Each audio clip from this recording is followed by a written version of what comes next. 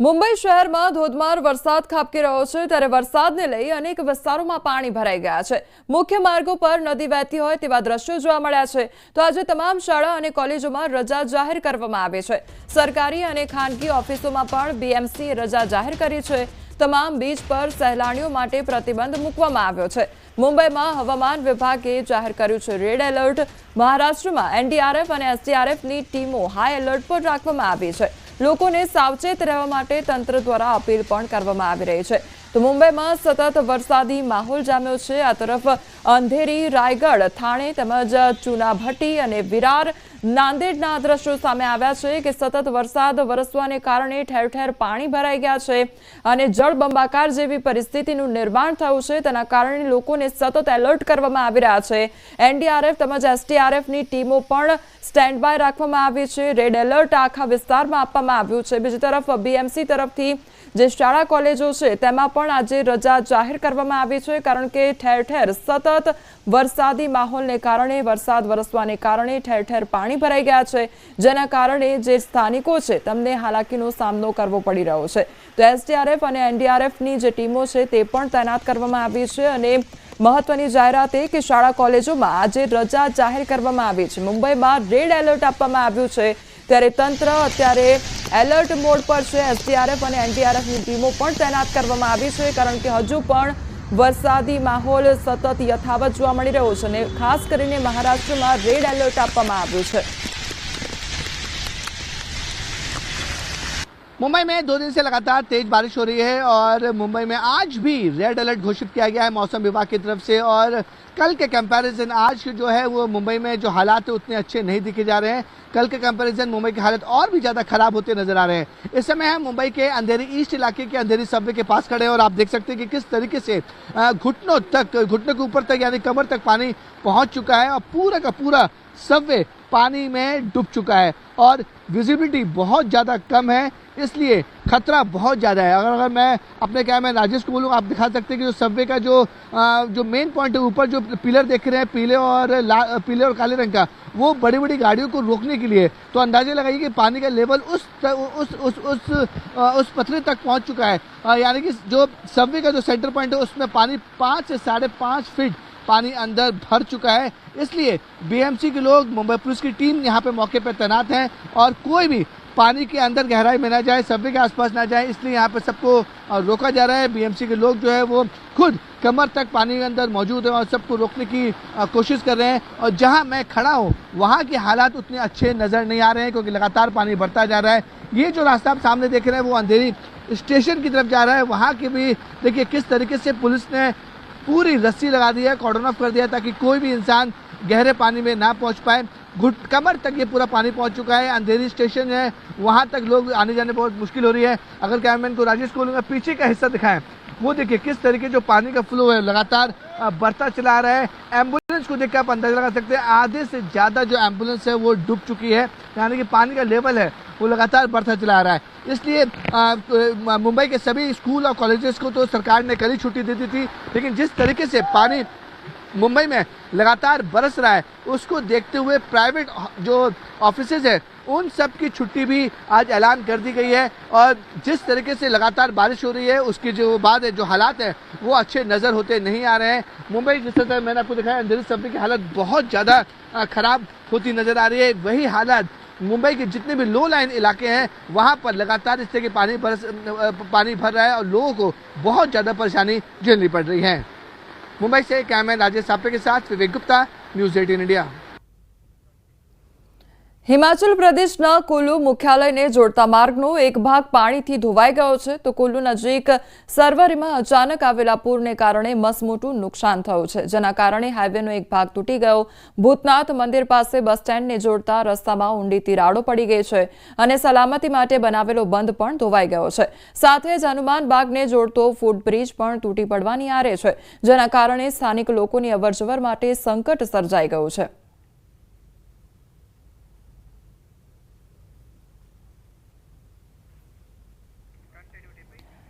हिमाचल प्रदेशना कुल्लूनी लोगखीणमां वादळ फाटता भारे तबाही मची गई है। कानून गाममां बूबू नजीक वहती कोतरमां वादळ फाटवाथी भारे विनाश सर्जायो छे। જોરદાર પ્રવાહમાં 3 દુકાનો અને એક પુલ સંપૂર્ણપણે ધોવાઈ ગયો છે. વહીવટીતંત્ર અને સ્થાનિક લોકો રાહત અને બચાવ કાર્ય કરી રહ્યા છે. તો વાદળ ફાટવાની ઘટનાને કારણે ચારે બાજુ વિનાશ સર્જાયો છે. તો કોતરમાં વાદળ ફાટવાની ઘટના બની, જેના કારણે તહેસ નહેસ થઈ ગયું છે બધું, અને તેના કારણે સ્થાનિકોને હાલાકી વેઠવાનો વારો આવ્યો છે. તો હિમાચલ પ્રદેશમાં જે પ્રવાસ માટે આવતા લોકો છે તેમને પણ હાલાકી વેઠવાનો વારો આવ્યો છે.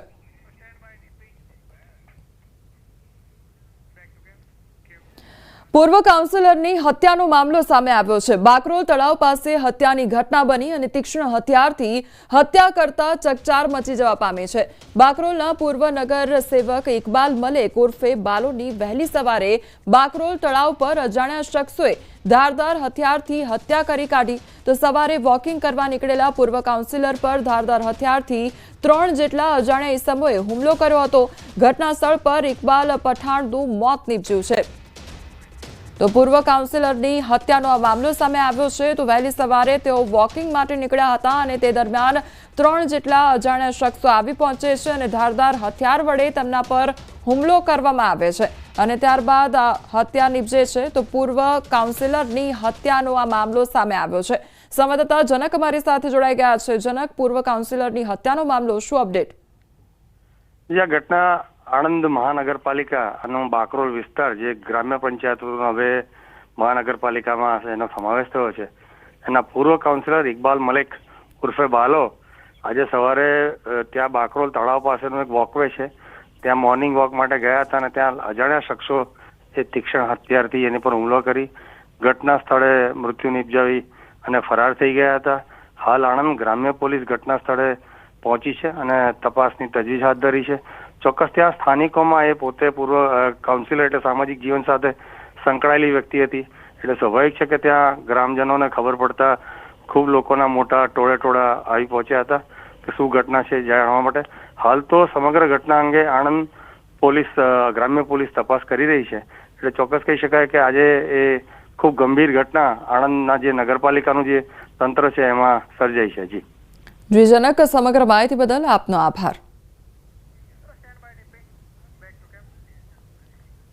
સુરતમાં પતિના ત્રાસથી પત્નીએ આપઘાત કર્યો હોવાનો મામલો સામે આવ્યો છે. 33 વર્ષીય શિક્ષિકાએ ઝેરી દવા ઘટઘટાવી પતિ ઝઘડો કરી માર મારતો હોવાનો આરોપ લગાવવામાં આવ્યો છે. તો 7 દિવસ પહેલા જ શિક્ષિકાએ માતાને આપવીતી કહી હતી. પોલીસે શિક્ષિકાના પતિ વિરુદ્ધ ફરિયાદ નોંધી નણંદ, સાસુ સસરા વિરુદ્ધ આપઘાત દુષ્પ્રેરણાનો ગુનો નોંધવામાં આવ્યો છે.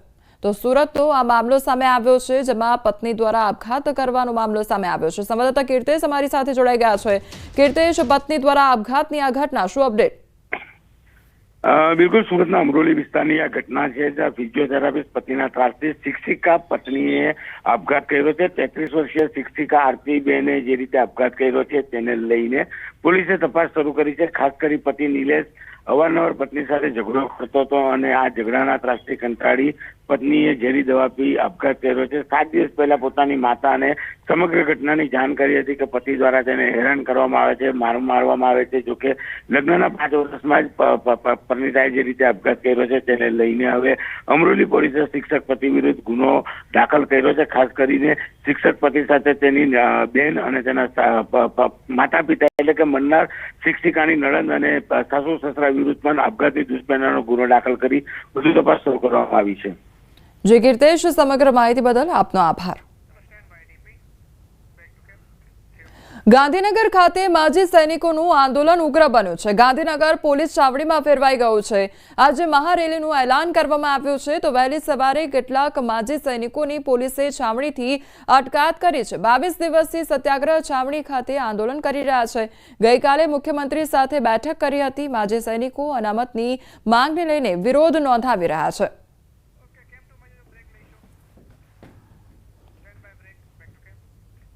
સમાચારોમાં આગળ વધીએ તે પહેલા રોકાઈશું એક બ્રેક માટે.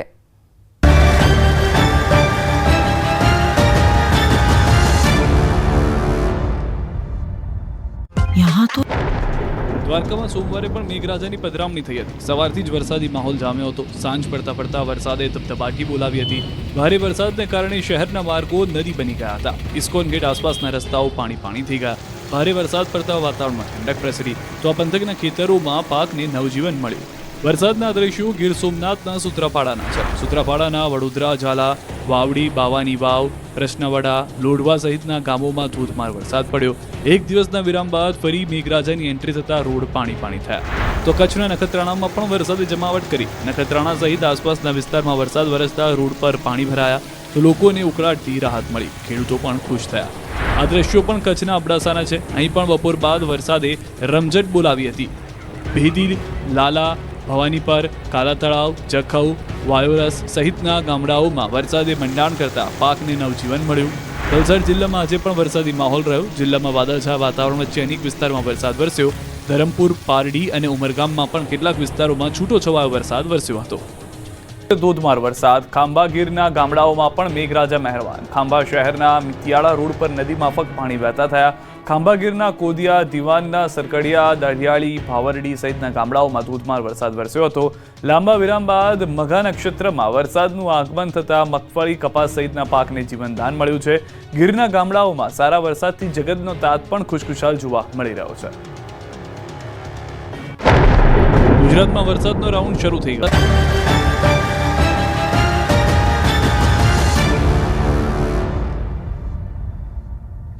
બ્રેક બાદ આપનું સ્વાગત છે. સમાચારમાં આગળ વધીએ તો આ તરફ પંચમહાલ પંથકમાં દીપડાએ ડરાવ્યા લોકોને, ત્યારે જાંબુઘોડાના જોટવડ ગામમાં દીપડાના આટાફેરા જોવા મળ્યા છે. જાહેર માર્ગ પર થઈ રહેણાંક વિસ્તારમાં દીપડો પ્રવેશ કરતો હોવાનો વિડીયો વાયરલ થયો છે. દીપડો બિંદાસ બની ટહેલતો રસ્તા ઉપર થઈ ઘર આંગણે પશુઓ બાંધી રાખ્યા હતા તે તરફ જઈ રહ્યો હતો. આ દ્રશ્યો કાર ચાલકે પોતાના મોબાઈલમાં કંડાર્યા હતા અને થોડા દિવસો અગાઉ જાંબુઘોડા બોડેલી માર્ગ પર બાઇક સવારને દીપડાએ ઇજાગ્રસ્ત કર્યાની ઘટના પણ સામે આવી હતી.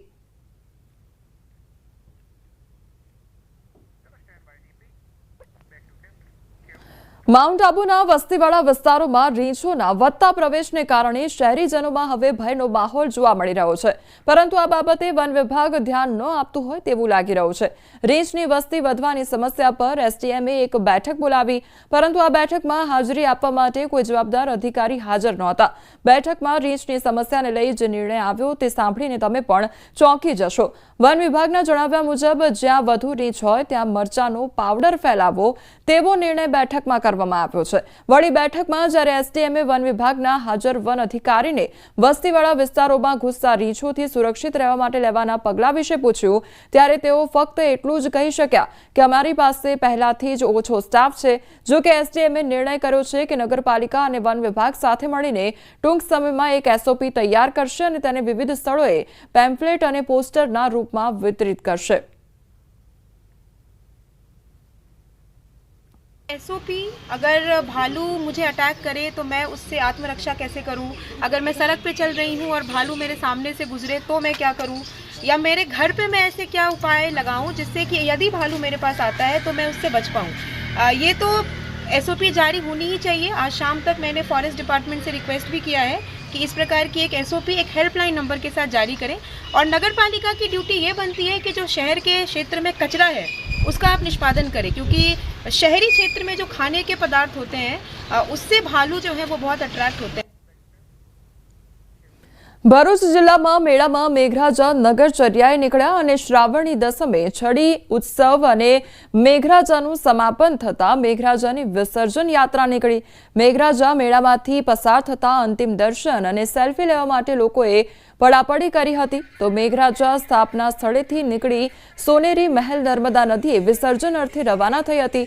મહત્વનું છે કે ગુજરાતમાં માત્ર ભરૂચ જિલ્લામાં મેઘરાજાની નર્મદા નદીની માટીમાંથી પ્રતિમા સ્થાપિત કરવામાં આવે છે.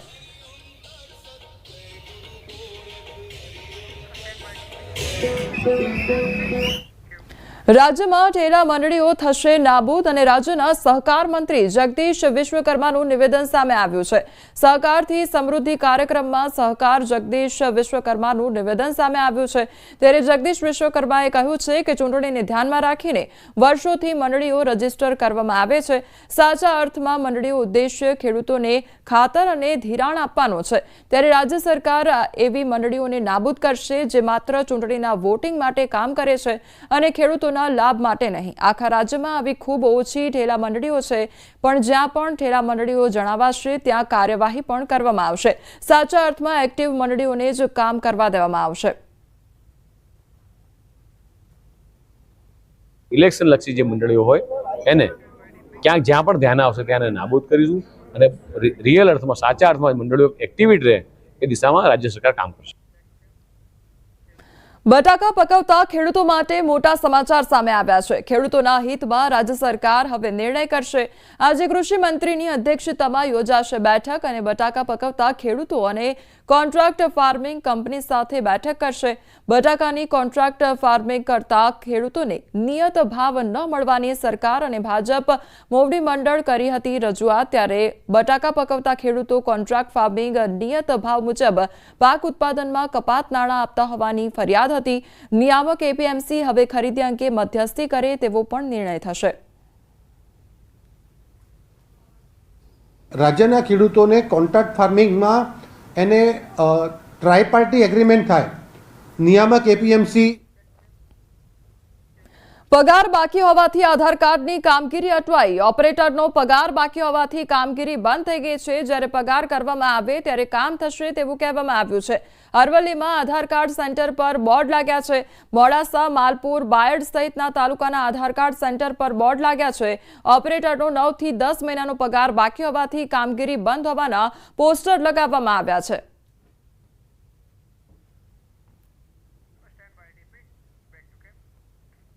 ઉધના પોલીસે 1550 કરોડ રૂપિયાના સાયબર ફ્રોડ કેસમાં 1.5 લાખ પાનાની ઐતિહાસિક ચાર્જશીટ રજૂ કરી છે. ઉધનામાં 1550 કરોડનું સાયબર ફ્રોડ સામે આવ્યું હતું. આ કેસમાં ઉધના પોલીસે તપાસ કરતા 4 મુખ્ય આરોપીઓની ધરપકડ કરી. સાથે સંડોવાયેલા આરબીએલ બેંકની 3 શાખાઓના 8 કર્મચારીઓની ધરપકડ કરી હતી. આ કર્મચારીઓને 8મી ઓગસ્ટ સુધીના રિમાન્ડ પર મોકલવામાં આવ્યા હતા. હવે પોલીસે આ કેસમાં 1.5 લાખ પાનાની ચાર્જશીટ કોર્ટમાં રજૂ કરી છે. ઉધના પોલીસે સાયબર ફ્રોડનો ગુનો નોંધ્યો. હાલ તમામ આરોપીઓ જ્યુડિશિયલ કસ્ટડીમાં છે. વાહન ચેકિંગમાં હતી એ દરમિયાન એક વ્યક્તિ મળી આવેલ શંકાસ્પદ, જેના વાહનનું તલાશી લેતા એમાંથી મ્યુલ અકાઉન્ટ્સના જે ડોક્યુમેન્ટ હોય એ મળી આવતા પોલીસને શંકા ગયેલી અને એના આધારે પોલીસે ઊંડાણપૂર્વકની તપાસ ચાલુ કરેલી. આરબીએલ બેંકના કુલ 8 કર્મચારીઓ જે સંકળાયેલા હતા અને અલગ અલગ લાભ લઈ, નાણાકીય અને અન્ય લાભ લઈ અને આ ખાતા ખોલવામાં તેઓને મદદ કરતા હતા. કુલ 88 દિવસની તપાસ કર્યા બાદ પોલીસે ઉપરોક્ત 4 આરોપીઓ જે છે એના વિરુદ્ધમાં આજે ચાર્જશીટ કરી છે અને કુલ 1,50,000 જેટલા પાનાની ચાર્જશીટ કરવામાં આવી છે. આ આખી સમગ્ર તપાસ દરમિયાન કુલ 200થી વધુ સાક્ષીઓ તપાસવામાં આવ્યા છે, તેમના નિવેદનો લેવામાં આવ્યા છે.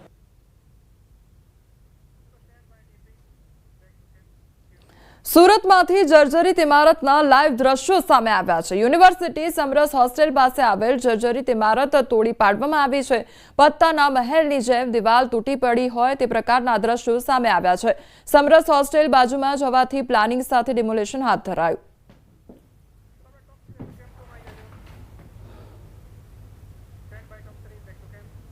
હવે નજર કરીએ ટોપ 3 હેડલાઇન્સ પર. આજથી 2 દિવસ અતિભારે વરસાદની શક્યતા. સૌરાષ્ટ્ર અને દક્ષિણ ગુજરાતમાં રેડ એલર્ટ. જૂનાગઢના માંગરોળમાં 4 કલાકમાં 4 ઇંચ વરસાદ. માંગરોળ કેશોદ રોડ પર પાણી ભરાયા. રાજકોટના જંગલેશ્વરમાં જૂની અદાવતમાં ફાયરિંગ. સીસીટીવી આવ્યા સામે.